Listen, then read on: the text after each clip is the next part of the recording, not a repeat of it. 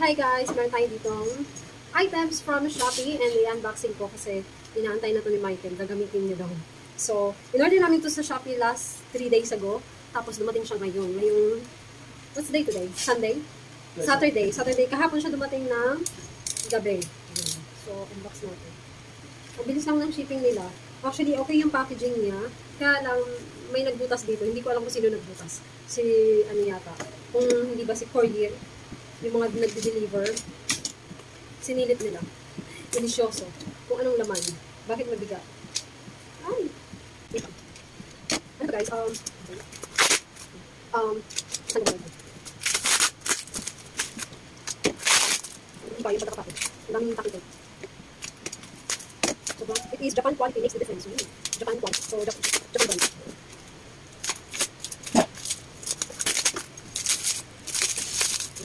Ito lang.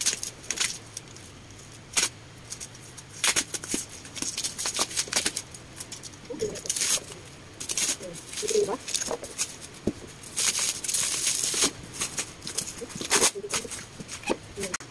So, ito yun siya guys. Yan.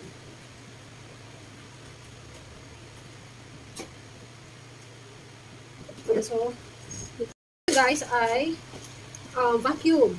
Kasi nag-canvas kami nito sa handyman ay ang mga vacuum doon ay sobrang mahal.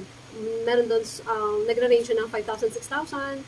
So actually magandang quality naman 'yon kasi yung brand doon ay pang merong America brand, meron silang Decker, basta yung quality noon ay sobrang, sabi nila good quality daw kasi galing ng Amerika.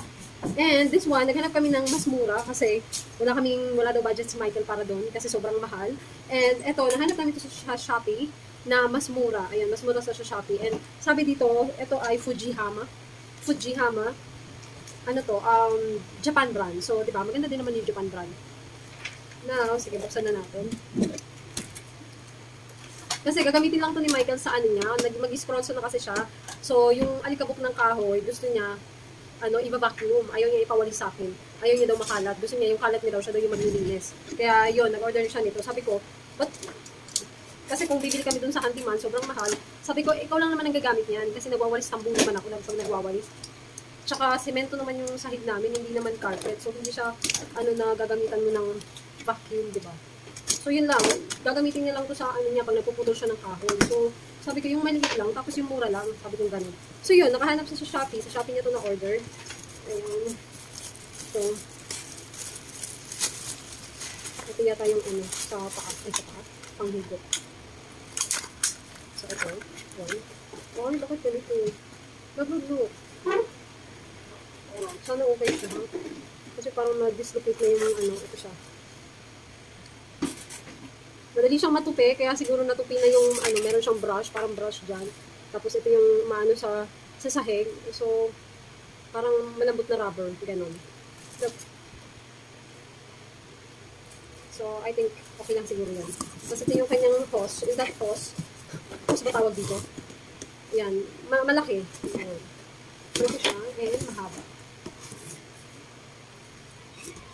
Yan. Mahaba siya. Mataba. Hindi natin dun sa kanya. And then, plus ito yung mga extra. Ito yung katawan. Katawan ba tawag dun? Basta. Yung pandugtong para humaba. Hindi ko alam yung proper term dyan. Tapos, itong vacuum pala guys, 1,200 watts. 12 liter. Tapos, pwede siya sa wet. Hihigupin na yung basa, yung tubig, or basta basa. Pwede, idadry niya. Kasi meron siyang wet, dry, and blow. Wet, dry, and blow. Okay. Water, okay. So, use it for computer, water, pet hair, car, vacuum storage, leaf blowing. So, ganun siya. So, next na natin. Ito na siya. Yung kanyang motor. Ito yung ibababa ko. Kasi baka bumog. Ayun, meron siyang hawakan. Ayan. Makapal yung wire niya. Makapal yung wire tapos mahaba. Is this 5 meter? What? The wire? 5 meter? No, that should be about 5 feet. 5 feet? Like about 2 meters. 2 meters? Should be. Well, So, I think mahaba siya. you gotta do it. We'll see. So, Tapos ito yung on and off. Yan. Mukhang siyang matibay ah. Hindi siya Yung pipichugi plastic. Plastic siya pero hindi mo siya masasabing pipichugin na plastic. Parang ganun. So, test na natin. Oh, we need to open it. Tapos na natin, di ba meron tong ano, parang bag. Yan, ito na. Yan. Tama ba itong ginagawa? Yan. So, ito yung kanyang bag. Ang laki oh. Ayan, tatanggal pala. Yan. So, ito pa ditong labhan, I guess. Tapos, nandito yung ibang ano niya. Nandito yung paa. Tapos, ito may brush. Para pwede dito sa bed. Ito. Ang higo. Tapos, ito yung kanyang manual. Meron siyang manual. Ayan. Medyo malaki doon ah. Tapos, ito yung kanyang motor. Nandiyan. Ito yung kanyang, ay, may tumutunog. Oops. What is that, lab? What is what? Look. Yeah. That's the, Motor?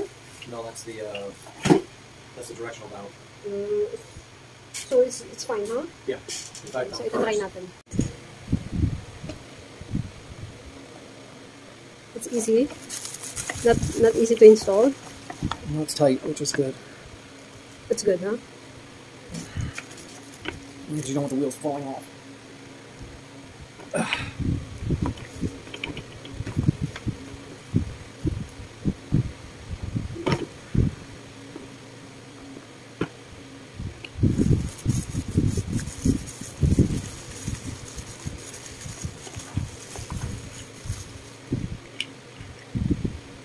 Chill.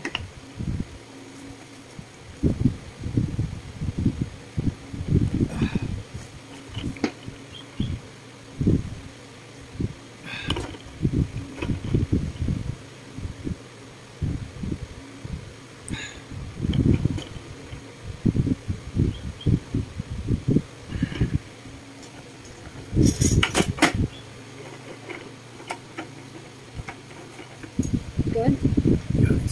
It's pretty sturdy, huh? Is it connect here or does it go straight on? Put it in the bucket. Yeah, go straight on there. Okay. And then like so. That's it. Okay, it's got a seal. Seal. Yeah. Okay. Okay. So here we go. Got the filter. Filter goes in there. This is to collect dirt, sawdust. That's why we bought it, sawdust, and everything else. And then this fits in. It fits in like so. Clicks in. No hand. Oh yeah, hand. See? It's handy. Okay. Now, that's if you're going to clean up sawdust and dirt and everything. If you have a big water spill, you take this out.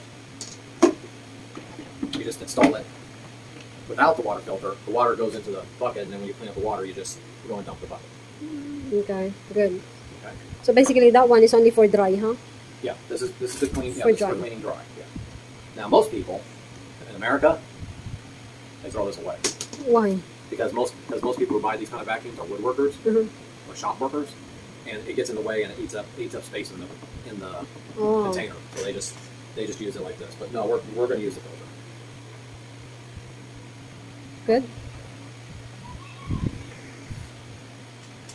Let's see how long the cord is. Okay. Pretty long. I'm 6 foot. Right at 6 foot. So that's almost. So about there 6 and Bevel. It's 6.5. It's easily 7. 12. Let's see, 12 feet. It's easily 12. It's easily 12 foot, 4 meter long cord. 12 foot, huh? Yeah, I'm gonna say about 12 feet.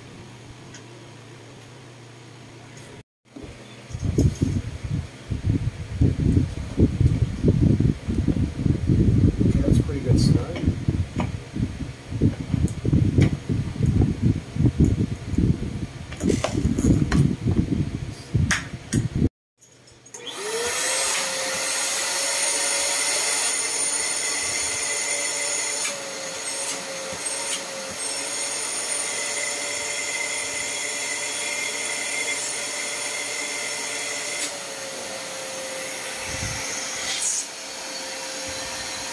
Good suction. We're gonna test the other part, the blower.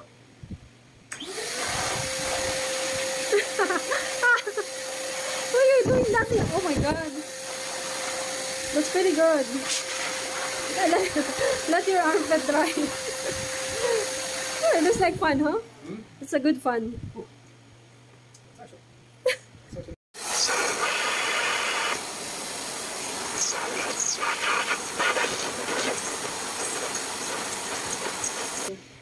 okay, so we cleaned a little bit of the sawdust out.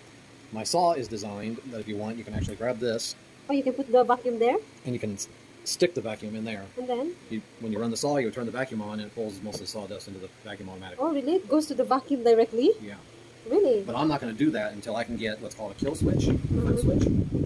Okay. So that way, whenever, because I'll be turning the saw on and off as I change blades and everything. And without a flip kill switch that controls both, whenever I turn off the saw, the vacuum will still run, and we don't want this motor to overheat. So until I can get a foot switch, I'm just going to I'll use the saw without a vacuum and then use the vacuum to clean it up afterwards. But that still makes it easier because all the sawdust that's in there, once I put that there, it'll pull everything out. So, Really?